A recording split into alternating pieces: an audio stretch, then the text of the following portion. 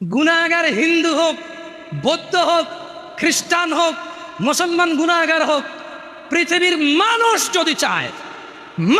যদি চায় তার গুনাহকে নেকিতে পরিবর্তন করবে।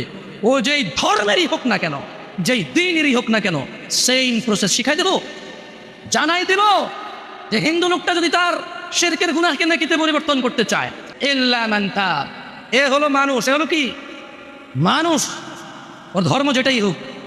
সে বলল যে সে কি বলল, সে প্রথমে আল্লাহর দিকে আসলো, এসে বলল যে আল্লাহ আমি অন্যায় করেছি। এবার অন্যায় যদি আল্লাহর শিরক হয় তাহলে বলবো যে শিরক করেছি অন্যায়, যদি জানা হয় তাহলে বলবো জানা করেছি অন্যায়, মদ হলে বলবে মদ করেছি অন্যায়। বুঝলেন কথা? আল্লাহর কাছে এসে বলবে আল্লাহ শিরক করতাম আর করবো না, মদ খেতাম আর খাবো না, জানা করতাম আর করবো না, এই ধরনের যে কোনো অন্যায় বলবে যে আল্লাহ এটা আর করবো না। তো আল্লাহ বলছে ইল্লা মান তাব, যেটা অন্যায় অপরাধ যেটাই হোক, সেই অপরাধ থেকে সে কি করলো, ফিরে আসলো।